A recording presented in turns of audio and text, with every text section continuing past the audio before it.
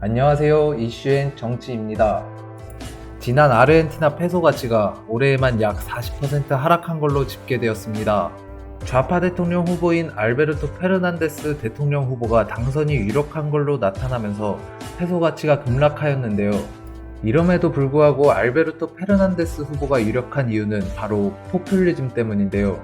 포퓰리즘은 인기의 연연에 선심성 정책을 남발하는 정체를 뜻하는데 2000년대 재정난과 가난, 살인적 물가 속의 자원부국이자 경제협력개발기구, 즉 OECD 회원 후보국이던 나라를 국제통화기금, IMF의 혹독한 도움을 받아야 하는 나라로 좌파당인 페론당이 만들었습니다.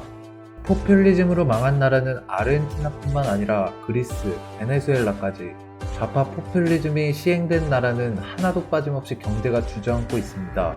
1999년 베네수엘라는 현재 대한민국과 상당히 유사합니다.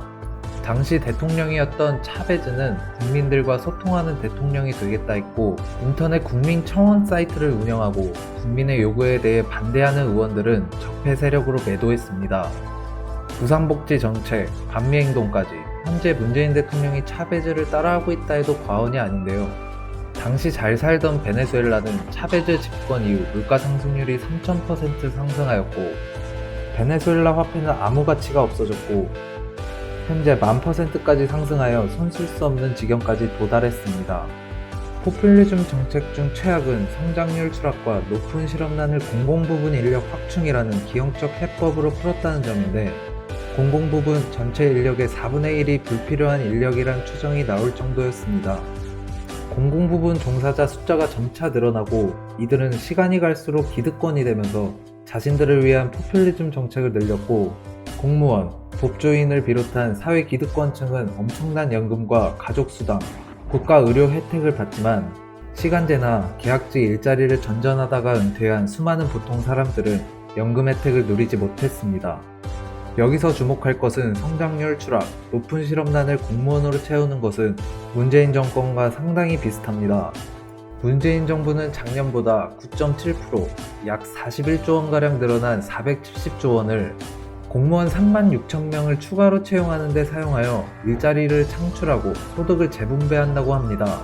올해 공무원 인건비로만 37조 원이 사용되는데 37조 원 중에 지방직 공무원 채용에 따른 인건비는 빠진 금액입니다.